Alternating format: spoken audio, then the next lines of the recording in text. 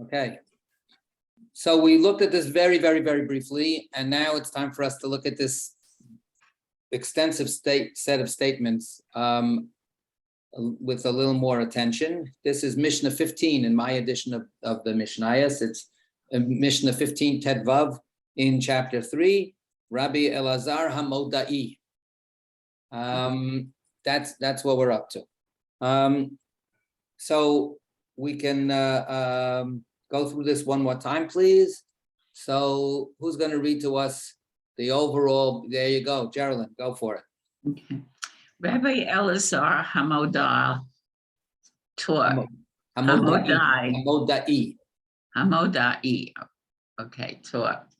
A person who profanes the sacred despises the festivals, shames a fellow human being in public, annuls the covenant of our father Abraham, and contemptuously perverts the meaning of Torah, though he be learned in Torah and perform good deeds, he'll have no share in the world to come.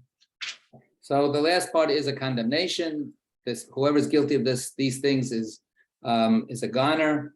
The things end up being 1, 2, 3, 4, 5 things, 5 separate things, right? The first one is desecrates, profanes the sacred whatever. That's a good question. Mechalel et hakodashim. Second is despises or brings ridicule to the festivals. The next is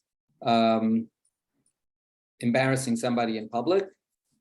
And the next is canceling out the Abrahamic covenant. And finally, to present a way of understanding Torah which is not correct. All of these things are bad. And Rabbi Elazar HaModai says that you could be a person who's learned Torah and was identified with being connected to the Torah. You could be a person has done many, many good deeds in your life. It doesn't matter. If you're guilty of these things, then you have no portion in the coming world. And so first of all, we have to understand the things, but then all of these things, if they're so terrible, we also have to just understand the phenomenon that he's imagining that there could be these really, apparently people that have some pretty good creds, pretty good bona fides to their name, and nevertheless they might still engage in these things. So that would be something for us to try to figure out too. But first, we have to figure out give suggestions. What are the things that he is suggesting are very bad things to be that you shouldn't be guilty of? So the first thing is, let's just read one more time also.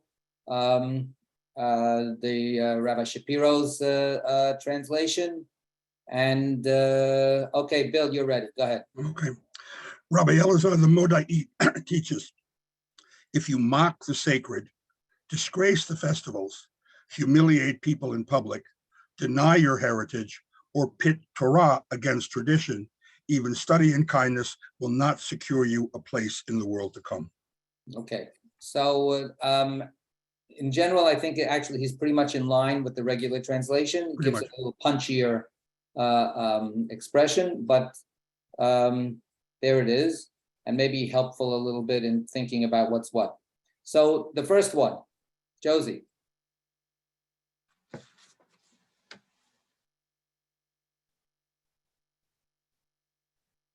What's up? I have the Rabbi Shapiro book. What is pit Torah against tradition? So we're going to have to wait. We're going to have to wait. You're a little new to this system that we have, but we start from the beginning and we finally get to the other, to the phrase. First phrase is first.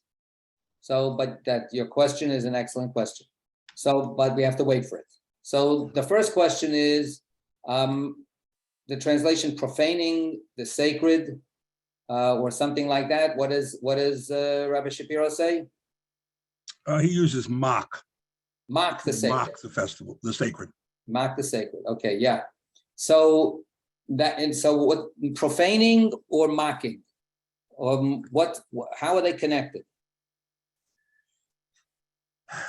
Well, my thinking is that to profane the thing is to do something to really bring the notion of the sacred into more than disrepute. I can't really think of a concrete example, but it's more than just making fun of it. It's doing something to make it disgusting, to make it to pervert its use or its meaning. Mocking seems to me to be a verbal thing. You're making, oh, who wants to do that? Profaning seems to be like cursing it, for example. So I think that we need a little background information here. If we're talking about this in the most simple, basic way that he could be meaning it, and then we could go off into more tangents about what other things he could be mean. But kodashim means either sacred things or sacred times or sacred places. So the sacred places that we have are the temple, and of course then synagogues after the temple was destroyed. He lives 2 generations after the temple was destroyed. He lives in the time of Bar Kokhba, the Bar Kokhba revolt. It's a whole story with him, but right now I want to skip that story. And he comes from the city of priests. He comes from the Hasmonean city of Modi'in, where Judah and the Maccabee came from. So he is conscious, puts first and foremost of his things. He says the first thing is, do not desecrate, which means make something that is sacred not sacred anymore. And that's the literal meaning. Lechalel means to make something chol, to make something mundane, profane, rather than holy. Something that is holy, don't take away its holiness. So for instance, if we have something that was supposed to be a sacrifice, it's supposed to be maintained as a holy thing. You take it out of the sanctuary and you eat it just because you're hungry. You have profaned something that is holy simply by taking it out of its holy place. If you take something that's holy, it's supposed to be kept pure. It's not supposed to be made impure. So if you take it and you yourself are impure and you touch it, you have desecrated the holy. So the point is both that actions can damage the holy, but if you're doing this not on purpose, then that's not what he's concerned about. What he's concerned about is taking care, right, to be on guard for the holy and make sure that you don't profane it. And if you're profaning it on purpose, then that's a terrible thing. That means that you don't have the reverence for the holy that holiness demands. And that's where the mocking can come in. When the mocking is not showing respect for something that is holy, right? To maintain something that is holy requires a personal commitment, and for a community, a communal consensus that they will treat the object, the place, the time with reverence. So to give an example that's from my perspective, it's an appropriate example. It's a little sad sometimes that on Shabbos I run around sometimes being the telephone police in the building in Shomrei, where people come for a service and then they start going on their phones, on whatever they're doing on their phones. I don't care. Most of them, like 99.999% of them, are not checking in on somebody who's in danger of dying or something like that. They just decide to go back to their normal routine of I can't live without my phone. So we make the point of saying at the synagogue on Shabbat, I said it yesterday, these are the house rules. You wear your mask when you're not eating. You don't use your phone when you're in this part of the building that has been dedicated to celebrating Shabbat. It's as simple act of respecting the holy. And of course, that's a challenge for some people because it's against their sense of autonomy. Who are you to impose something like that on me? And what's the difference anyway? And the answer is, that's what holiness is about. Holiness is a fragile phenomenon that really depends on these kinds of small commitments. Jen, what do you want to say? Well, instead of saying that, now you can tell them that they're in danger of losing their place in the world to come. You know what? That's not quite what I think will be effective for them. But if we want to, what Rabbi Elazar Modai was a very, very pious person, and I think that he was totally convinced that that was the case.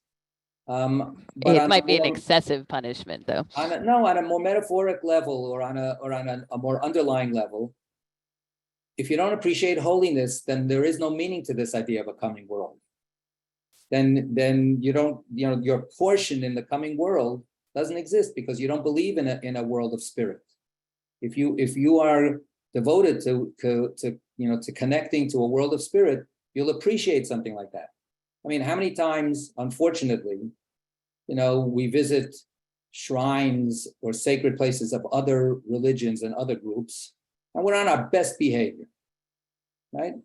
We're not obnoxious. We're not casual. We're not thoughtless, right? Because we have this sense of otherness about that. But when it's our own stuff, we know already that we're past this and that this doesn't count.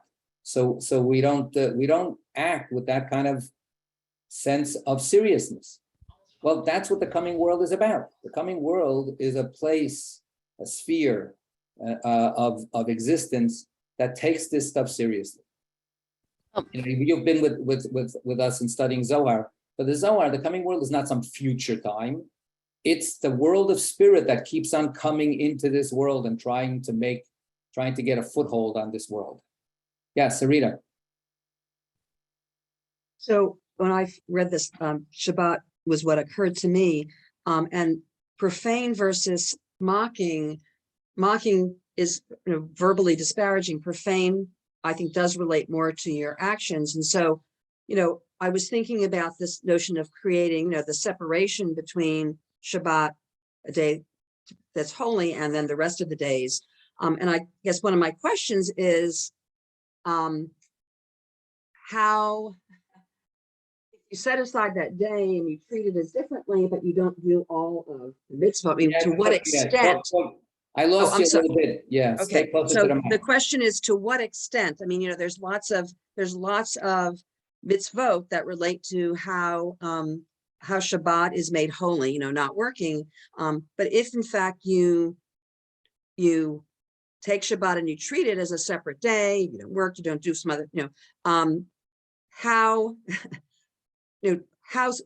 I'm wondering how strictly Rabbi Elazar was viewing this in terms of how much do you have to preserve? If you do a number of the mitzvot and then you don't do this one, is that considered profane? You know what I mean? It's yeah. I don't think you'll have any way to find out. Yeah. Yeah, I can't ask. And I don't think that that's actually the purpose of him saying it, because he's not saying, okay, now follow me. Let's go through the 613 mitzvot. Let's go through the Shulchan Aruch. Let's go through every rule and every law. That's not what he's saying. What he's giving is, he's highlighting an issue. He's saying, okay, look, you ask yourself, do you want to, promote holiness or support holiness or connect with holiness? Or do you want to, destroy holiness and cancel it out?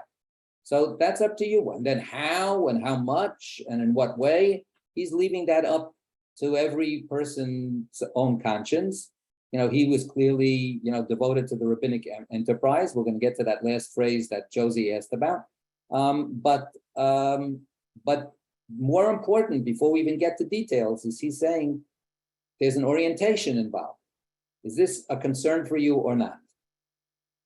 To editorialize a little bit, at the beginning of COVID, I tried to promote the idea that this terrible catastrophe that has befallen the world might give us some pause and induce us to take more seriously categories of holiness as factors that we should respect in our lives and incorporate into our lives, rather than what we call the neoliberal, rampant capitalistic approach that we all engage in. So that's holiness is, it's going to slow people down. It's going to say, wait a second, I need to be careful about this. It's like, okay, you're working with, when you're connecting the high voltage wires, you better pay attention to what you're doing. Otherwise, it'll mess up. So that's how I see what he is talking about, whether it's about an object. Even though he is post-Talmud, temple, Truma still existed, the priestly food that everybody was obligated to give to the priest, and they had to maintain it as pure. So there were things that were still part of the holiness system that he's saying we still have to hold on to this. If we think about it contextually, why would somebody not want to? Well, one reason might be because the temple is gone. So, read God's lips. God is telling us that whole way of life is finished. This was an early Christian stance. The early Christian stance was what's holy and what's impure and what's impure has nothing to do with what goes into your mouth or out of your mouth. This object fetishizing of saying this is pure and this is not pure, this is holy and this is not holy, that's all garbage.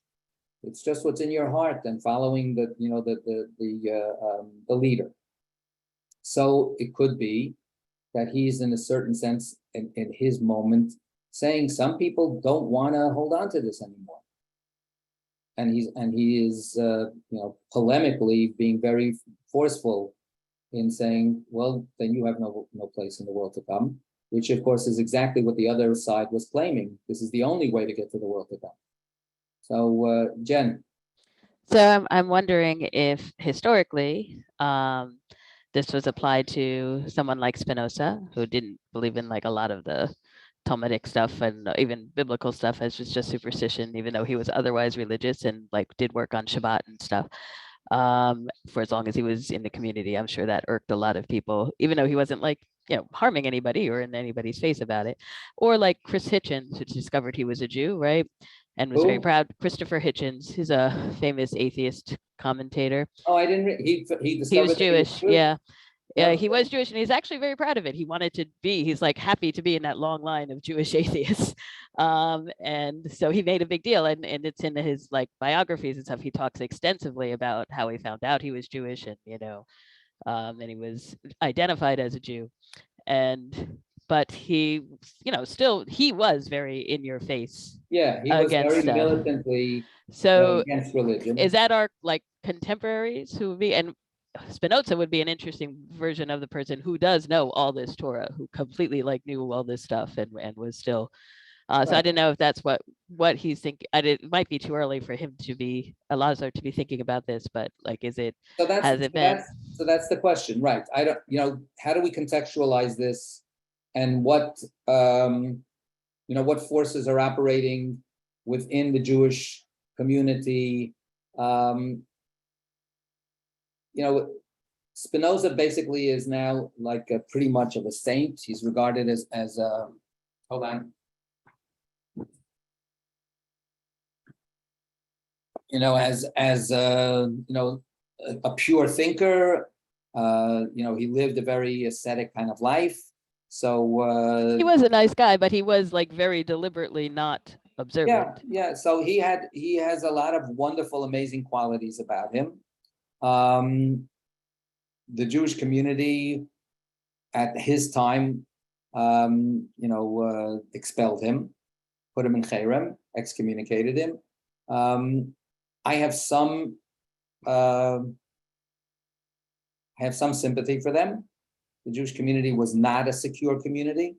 And the kind of stuff that he was saying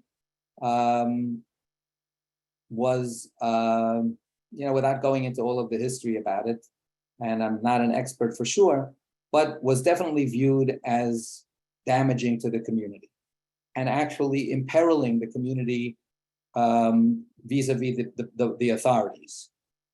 Because, Oh yeah, for sure. I'm not like, I always thought no. like, So I'm saying, so the reactions that people have are never pure theoretical reactions. They're never pure, just philosophically, I so despise your philosophical position that I'm ready to, excommunicate you. I mean, there's a luxury that some people in academia may have to enjoy that kind of game, but unfortunately, in a lot of historical situations, there's actually real stuff at stake. So it's not just philosophical issues or theological orthodoxies and so on. And when we're going to get to the end, to Josie's question, what's that last phrase about? We're going to come back to it a little bit. Using Torah in a certain way. When is that legitimate? When is that not legitimate? Is a huge challenge, and you have to really figure out how honest you're being about it. But modern times is definitely a very different time than Elazar HaModai's time, and the sense of what's at stake is so complicated today, because we don't have that kind of isolated question. Here's the Jewish community right here. I can show it to you on a map. I can draw a circle around the Jewish community, and either we're going to get destroyed or we're going to survive. That doesn't exist anymore, although some people who think about Israel that way, and it helps them to become very, very fundamentalistic about issues. But it's not the way it is anymore. So Hitchens, he debated Rabbi Wolpe. I if I'm not mistaken, would I say that his approach is not good for Judaism? Yes. So would I say that he's sincere and that he's doing the best he can? Yes. So yeah. All right. Anybody else? Yes, Josie.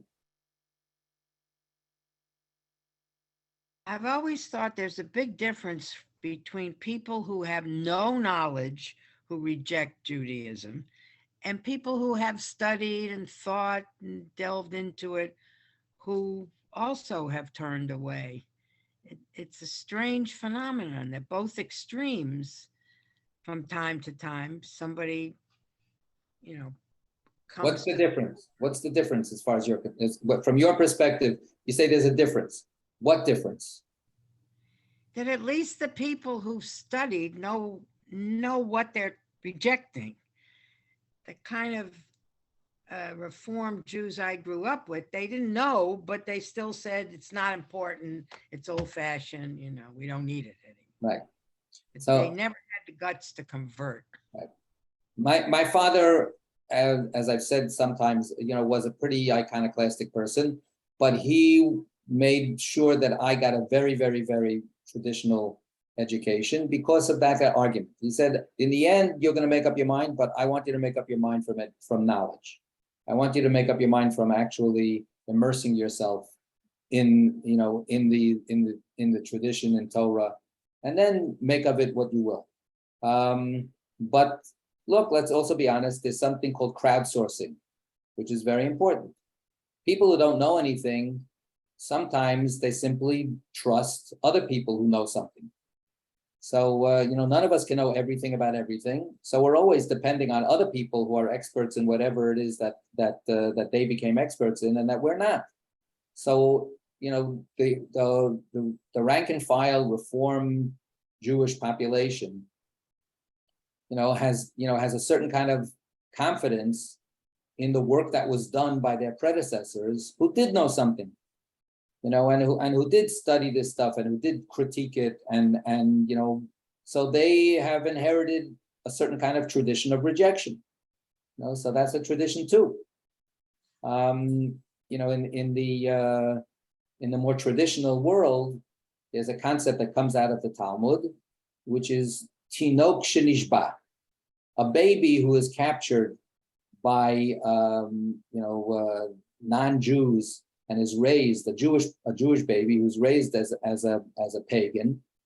And the Talmud says this person is not blameworthy about being a pagan. What do they know? They were just raised that way. They trust the people that supported them and that gave them sustenance and that created the culture around them. So we're all the products of that. And so many people, have admitted, in the traditional world, or you know what? I'm a very traditional Jew. Had I been born a Catholic, I'd probably be a very traditional Catholic. There's if I were a Sikh, I would be a very, very devoted Sikh, whatever. So some of it is personality and some of it is culture and tradition.